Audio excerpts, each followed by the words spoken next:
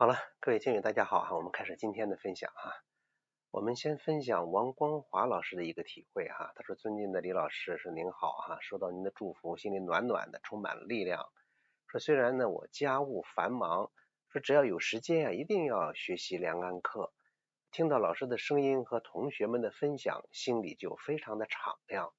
說雖然我數力堅持不下來，是因為有低血壓然後颈动脈斑塊、头沉身子重，說但一定要听課，說按照您傳授的心法，在生活中真的很有效。鍛鍊呢自己可以試着比方說我站樁竖立不能夠時間長，2分鐘3分鐘，逐漸來，慢慢去調整大家可能记得就是王国华老師在2024年或者還有去年都分享过他的体會，因為他體會的講的什麼呢？他老伴兒也意外的摔倒之後呢，顱骨骨折，然後呢有腦溢血，在醫院裡面，醫生都覺得這個好像很難了，就可能醒不過來，就會成植物人了。但他呢就覺得一直用良安时空學習到的心法保持安定，保持鎮定，給他按摩，特別是什麼呢？用愛護生命，每天晚上在醫院裡面就手愛撫老伴的頭就呼喚他的名字，然後請自己的小外孙也专門請假到醫院裡面來喊老爺就跟老爺說話，結果呢真是奇蹟般的又醒過來了。醒過來之後呢，下面他分享的說，在康復1年多的時間裡面，我用學到的良安心法加上學習營養學，就幫他調理三高，逐步恢復了正常的功能。說現在腦中血塊吸收較好，顱骨裂呢也愈合了自己也辭退了女兒找的住家保姆和小時工，告別了輪椅和拐杖应該是恢復的很快了說但還是要拄個棍兒不放心他，怕他摔倒。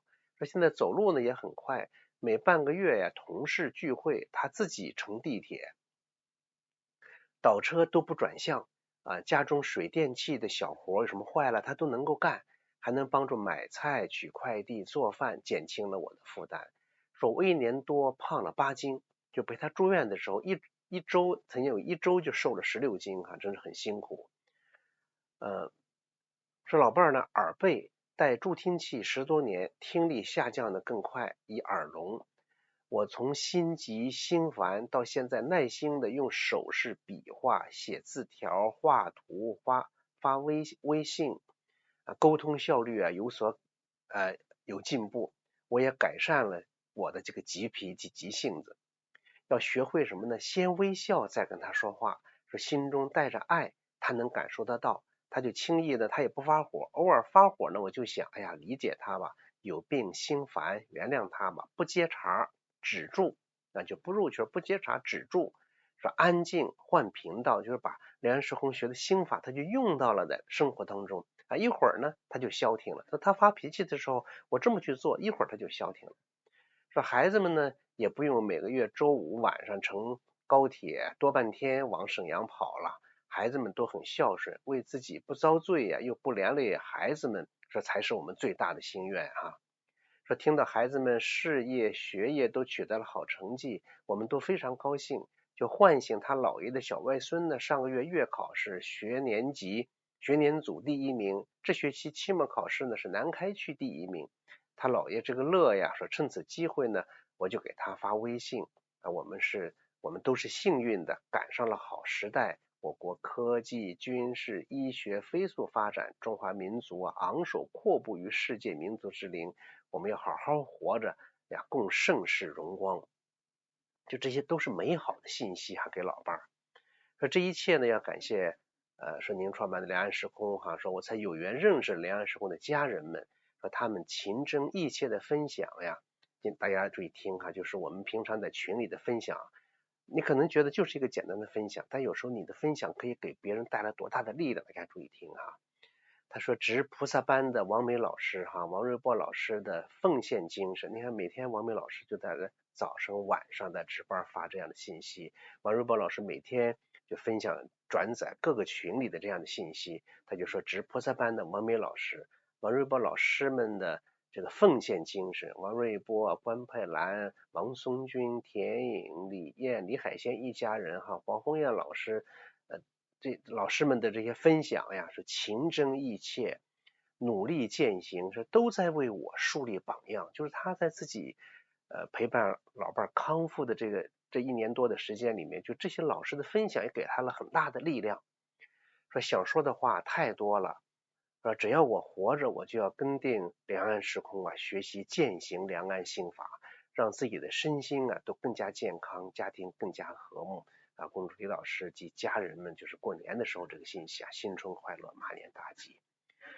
就是他在自己陪伴就幫助老伴康復的這1年多的時間裡面，也按理說這樣的情況是比較嚴重的，可是他抱定了，就堅定了用愛護生命啊，給老伴愛的這種呼喚，愛的按摩，愛的這些調理，都帶着這個愛在裡面，而且信心非常非常堅定。而在這個過程當中，他不斷的調節自己，比方說老伴得了病之後，脾氣性格肯定會很着急，他就調節自己，用學到的心法調節自己的心，然後幫助老伴康復。他也特別情真意切的感謝了群裡面那麼多分享的這些老師，他看這些同學的分享，其實給他很大的力量。所以兩岸時空我們真的是一家人哈，我們看起來好像不經意的這樣的每天的這樣的分享，可能就給另外的同學一個非常大的力量啊。好了，我們就分享同學的體會，就簡單先講到這兒哈。我們現在來說這個我們今天要說的這個內容哈。今天說的內容呢，就是說我們很多人在鍛鍊，在所謂修心。那麼我們修是真的修呢，還是假的修呢？是在表層修呢，還是在深層修呢？是不是就像王國華老師這樣，他用到了實際的這個生活當中？我今天想講類似這樣一個問題，就是你修行是在表面上打轉，還是在底層用功？那很多人認為修行呢，那你要去修嘛，你就得什麼？你就得讓自己安靜下來，那你就採取了很多安靜的方法，比方說往那一打坐、站樁、數呼吸啊，有的是念一些口訣啊等等啊，打坐1個小時一動也不動，2個小時一動不動，站樁也不動，雜念少了，雜音小了，哎呀就覺得呀我的功夫很深了。很多人就是把功夫就認為就是這樣才展現出功夫出來了哈，但這個就真正的安靜嗎？我就覺得哈，就我文章中也寫了，我們不讓做一個小的實驗，比如你坐在那兒，心平氣和，萬籟俱寂，但突然之間還有一個你最在意的人說了一句什麼樣的話，或者一件你最不放下的事兒，突然出現了，你可能剎那之間就剛才的那份安靜一下蕩然無存了，情緒如洪水決堤般就出來了。有沒有這樣的情況？你鍛鍊的時候覺得特別好，可以睜開，你在生活當中你家人突然一句話，你一下剛才那個安靜的狀態啥都沒有了。這說明什麼呢？就說明你所謂那個安靜啊，只是暫時的那個念頭它沒出來。大概想是不是這樣？只是暫時念頭沒出來，而你內心你心裡面那一套什麼呢？評判、計較、執着，那個參照系一直都在那兒，毫髮無損。大家注意啊，真正這個安靜，它不是把上面這個念頭沒有了，而是要改變念從哪兒改變？從你那個參照系那兒去變。你那個參照系都沒改變，你的評判、執着，或者說從深層講的貪嗔痴慢怨恨惱怒煩那套東西，你這塊都沒有變，你只是外面念頭沒有了，那不叫安靜。真正的安靜要在底層你那個參照系那兒的變化，你那個評判的那些標準，你那個結構，所以那個我那塊得變，那塊變了之後，那才能真正的變。我打了個比方，就像水下的什麼那個礁石，這個潮水沒有退的時候，你看不到它，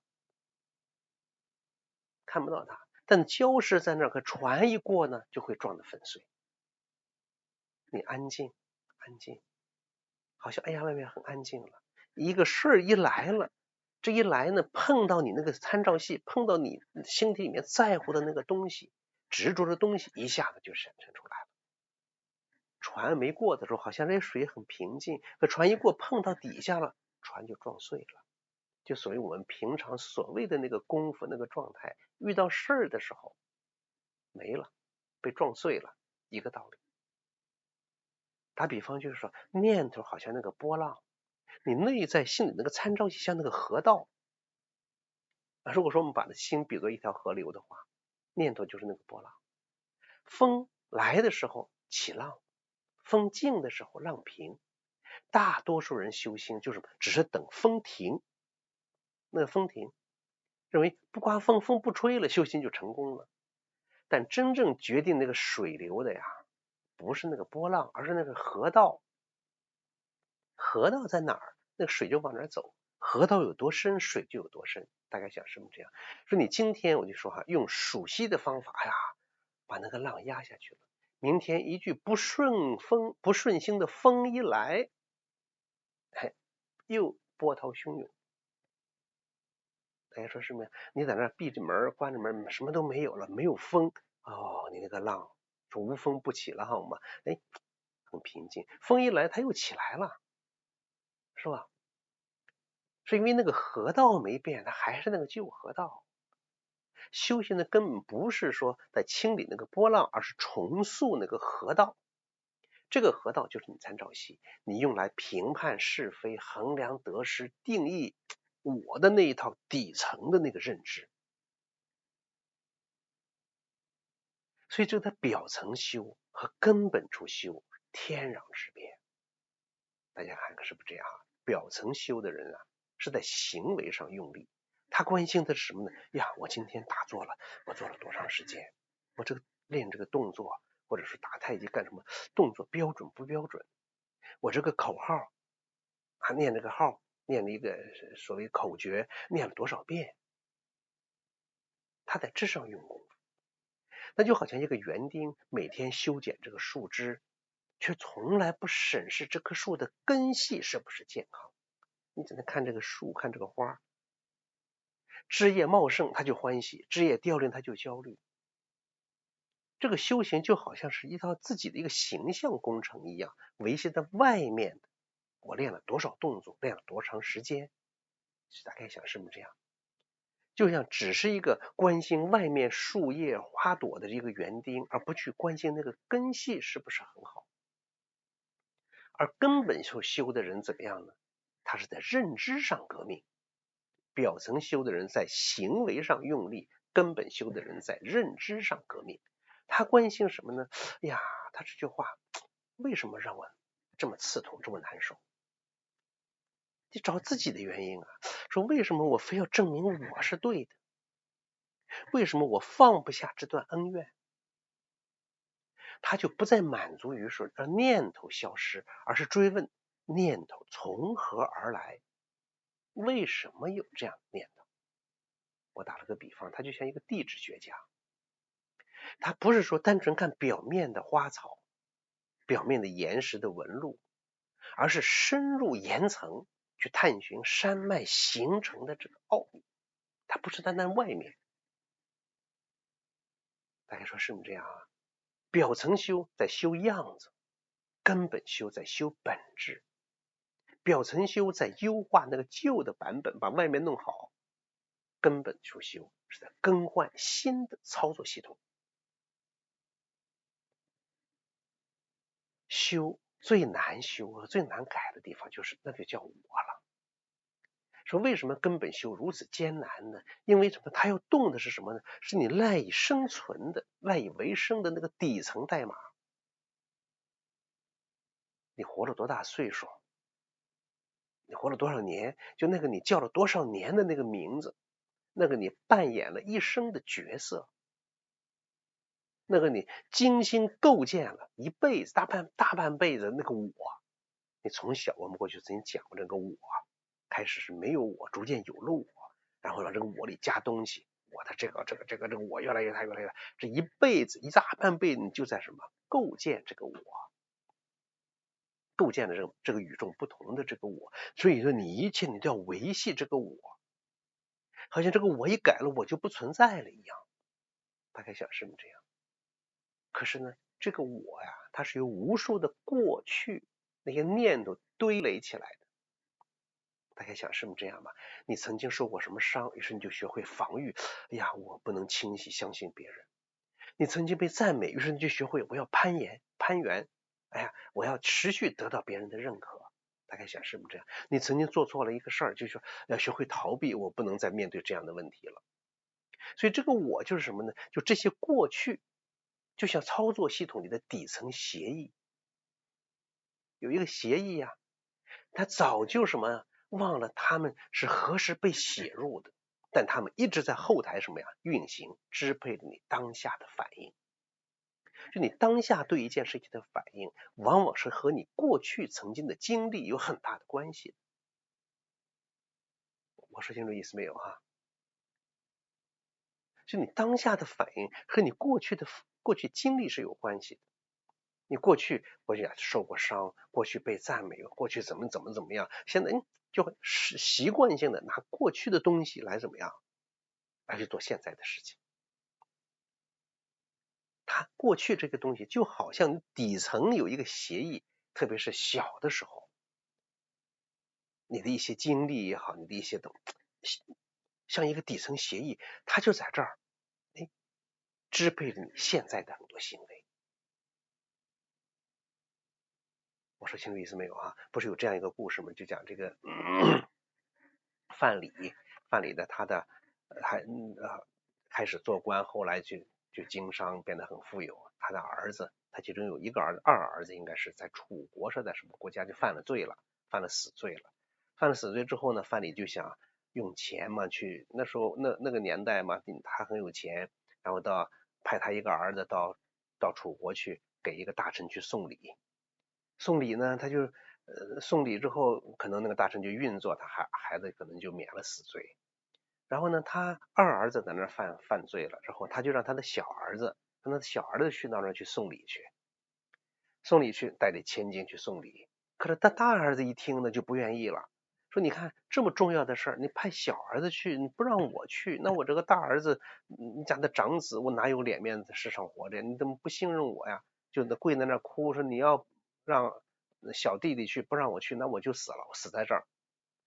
然後呢，他的媽媽也在那求那讓他大兒子去吧。范蠡實在沒有辦法啊，就交代好了，讓大兒子去找誰是怎麼樣去做，把禮送給人家就行了。然後大兒子走的時候呢，走了以後，這范蠡就說呀，這個大兒子去了，那兒子可能就得死了，這二兒子救不出來。這大兒子就去了之後呢，見到了范蠡讓他找的這個官員，把錢也交給人家了。這交給人家，你也不要說什麼，人家也明白了呀。然後交給他之後呢，這個大臣就找到了楚王，就說什麼呢？就是說大概的意思就是說呀，說我夜觀天象這時候有什麼特殊的情況發生，說這時候大王最好什麼能大赦天下，然後這個就能保國家的平安。那楚王就聽了他的話，第二天就宣布一條法令，就是要大赦天下，那就是犯罪的人不就得全都能夠就不用就大赦了吗？你就沒事了嗎？包括那范蠡的那個二兒子也就沒事了，也可以出來了。這個大兒子在外面一聽，你怎麼說大赦天下？那我弟弟就得救了，得救之後他就大赦天下，那就和那個官员沒啥關係，就是楚王大赦天下呢。他就觉得這個錢一千金這麼多錢送給他了，太可惜了，我得去要回來。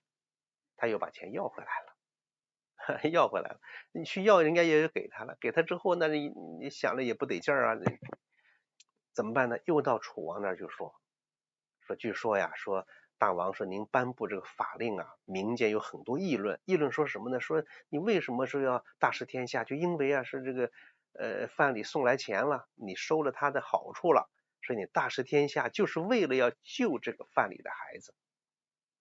楚王一聽大怒，說好吧，先把他斩了之後，我再頒布法律，再去頒布什麼大赦天下。結果他范蠡的兒子就被殺掉了。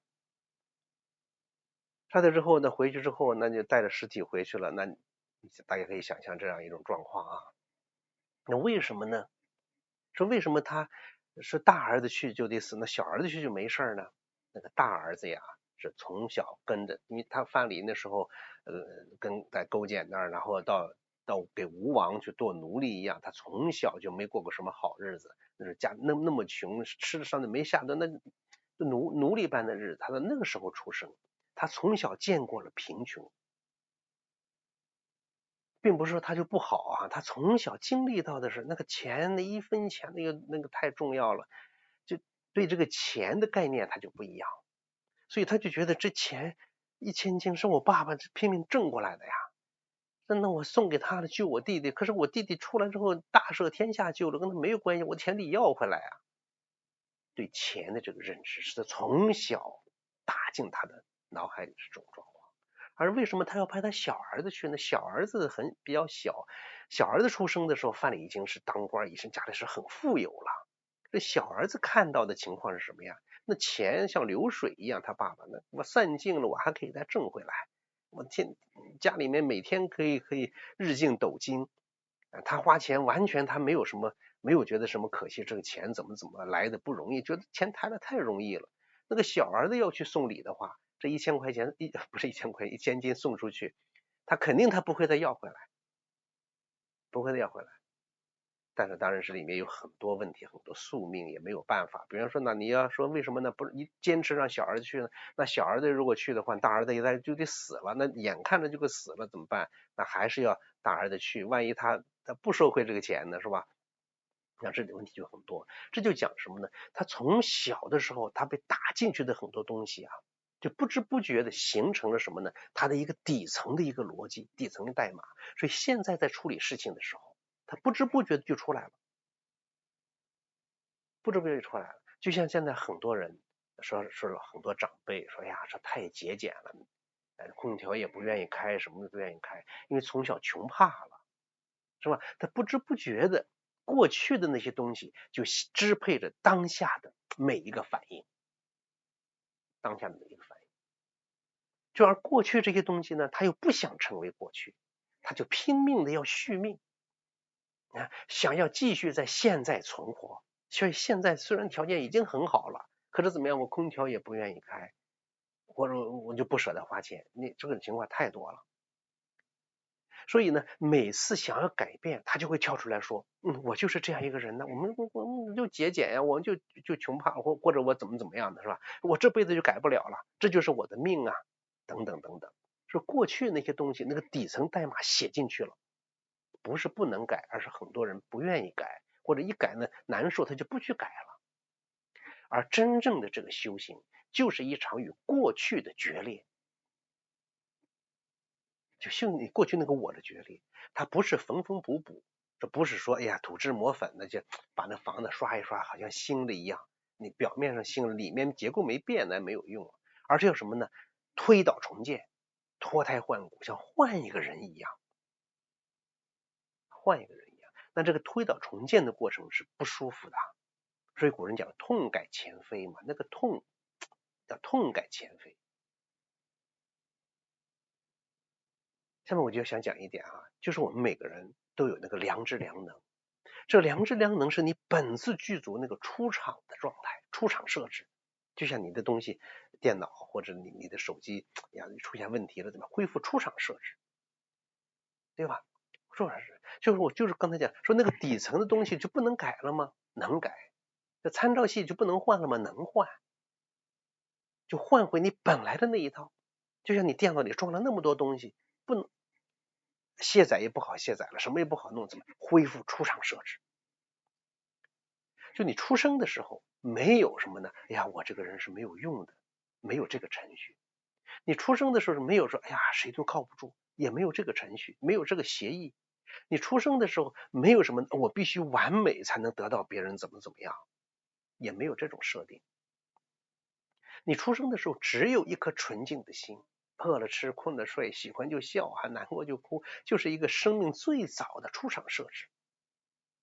那王陽明現在把它講良知良能嘛，那佛家講是本來面目，老子講是因而這為海。說每個人都有這樣一個出廠設置，那修行呢，不是把一套糟糕的舊系統升級為一套複雜的新系統。修行是什麼呢？是卸載所有後天安裝的東西，安裝那些有問題的、讓你痛苦的軟件，想起什麼就難受啊，得不到就患得患失，得不到就难受，得到之後，哎呀又怕失去，等等这些東西啊，就是把你后天的给卸载掉。回到什麼呢？那個本來乾淨的、流暢的本自運作的那個原始版本。你卸載不了，真的就恢復出厂設置，真的是這樣。所以你不需要成為一個所謂更好的人，你只需要恢復你本來就是一個很好的人，本来你就是一個完整的。我說清楚意思没有啊？那如何判断說你是在表层修還是在根本修呢？大家注意啊，表層修的人呢，就會講這樣的。哎呀，我今天靜坐了1個小時，為什麼啊我還會生氣？他什麼？他在計量那個功夫，我今天靜坐了1個小時，把這個作為因，那個不是因。他的計量的功夫卻忽視了什麼呢？生氣那個根源，那根本的那個因。他認為我這做了，我靜坐1個小时，怎麼還會生氣呢？你的表層修的嘛。那根本修的什麼呢？哎呀，我為什麼是會生氣？這個氣從哪兒出來的？是哪個舊的系統裡面冒出來的？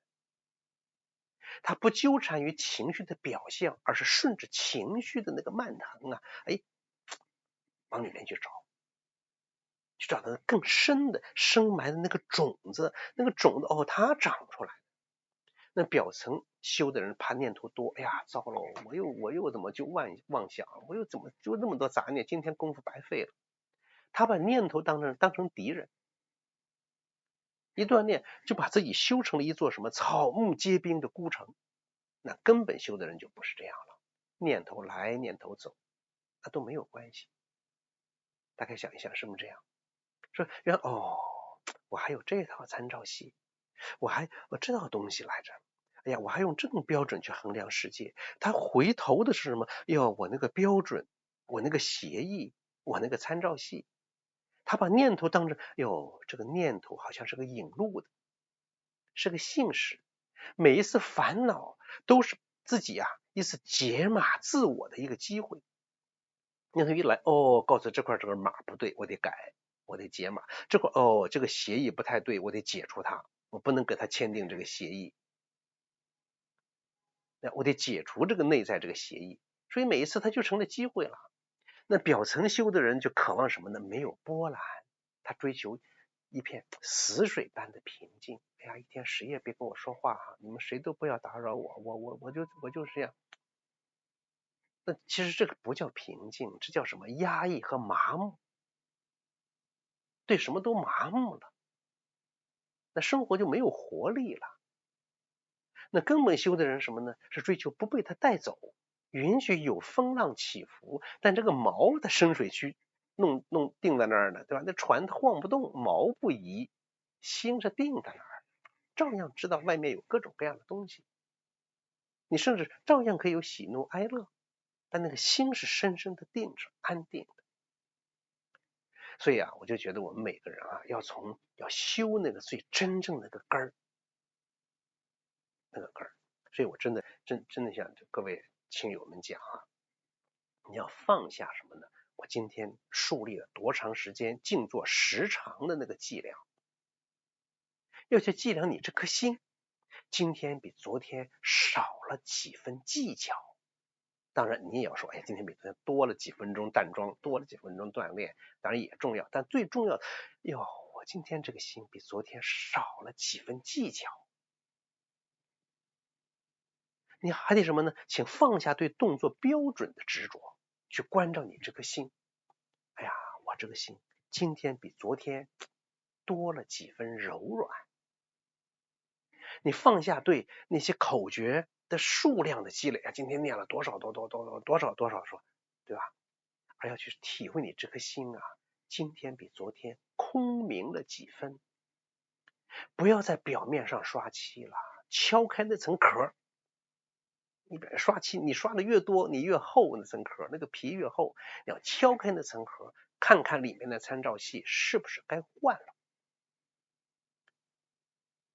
你不需要帶着過去走完餘生，你可以卸載它，像卸載一個從未真正屬於你的軟件。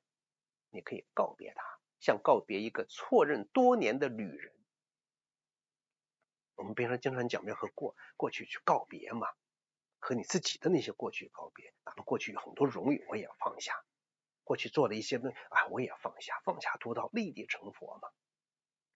說你告別過去錯認多年的旅人然後你會發現自己一直都在以那無限自由寧靜的覺知本身，它從未離開，從未改變，從未被任何參照系真正的囚禁過。內在有一個自由的東西，只對它毫無覺知。所以真正的真修行修行的真功夫，不是在打坐的蒲團上，不是在念诵的经卷裡，不在任何你能计量、能展示、能炫耀的功夫中。大家注意，真正的功夫不在你任何能计量、就你衡量、能展示、能炫耀的功夫中，不在这儿。在这儿的都不是真功夫。在哪兒呢？它在每一個，注意後面我們要单獨講，分成幾課來講這個內容。它在你每一個你選擇不反應的瞬間，在每一個你鬆開我正確的執念，在每一個你認出我不是這個念頭的覺照中。我再念一下這3句話。它在每一個你選擇不反應的瞬間，在每一個你鬆開我正確的執念裡，在每一個你認出我不是這個念頭的覺照中，那裡才是真正修行的開始。好了，我們今天就分享到這，後面這3句話後面還要分成3課來跟大家分享。我們現在就開始一起來鍛鍊大家站起來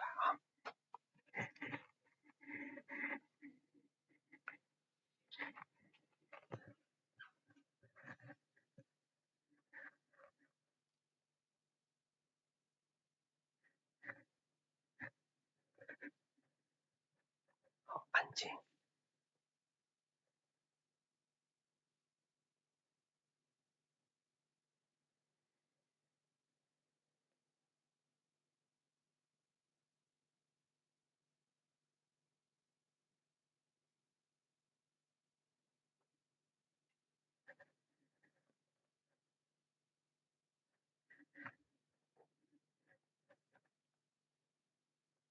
安靜。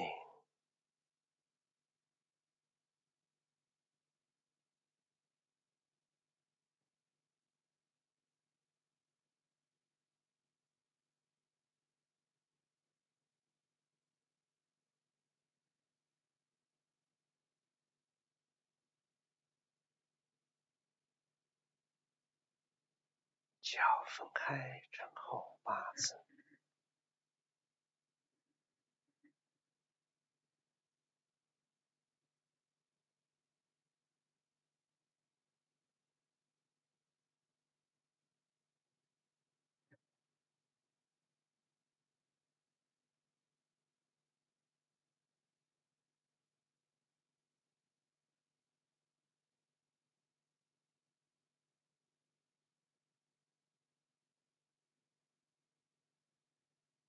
手慢慢上抬，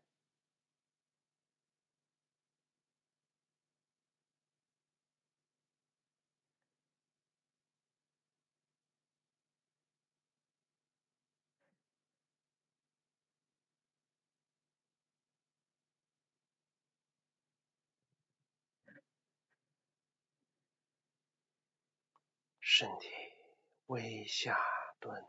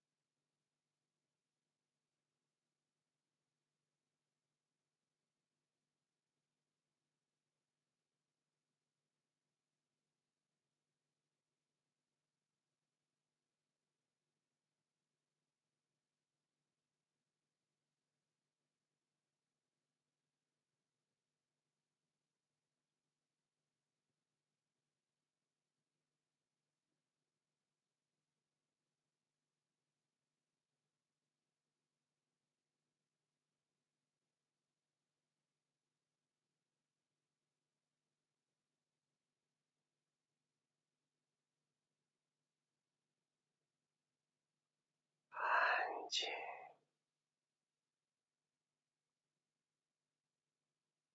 底层的安靜。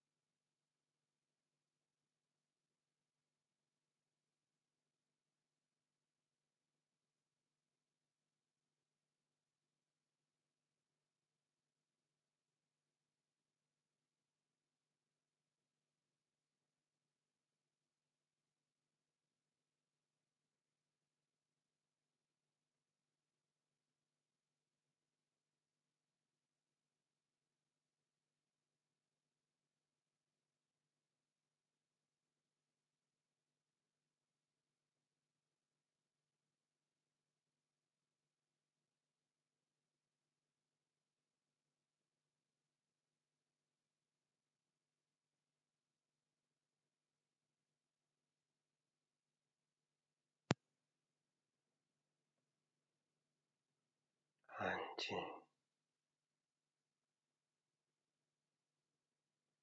百會上領，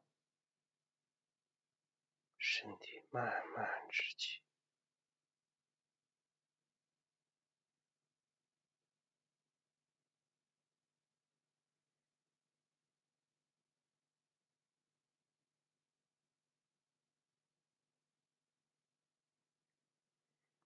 腳慢慢合攏，手慢慢重疊在肚臍上，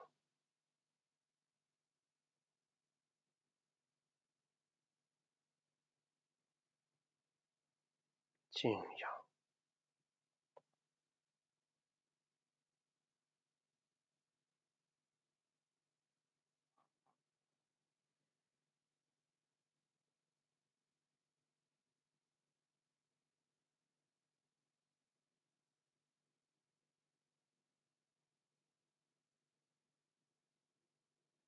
靜坐靜養，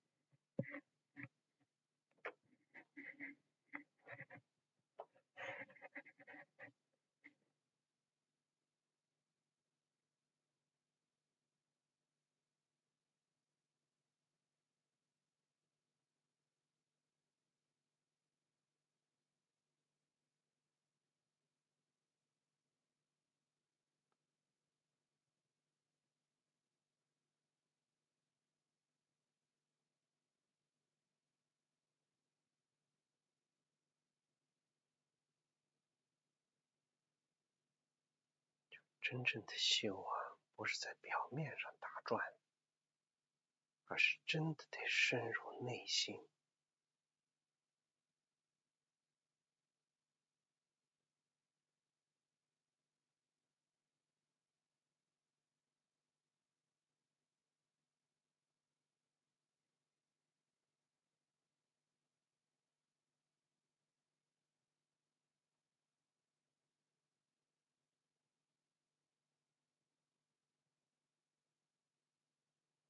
您可以繼續保持這種狀態，心息相依，多坐一會兒，也可以慢慢的收工休息。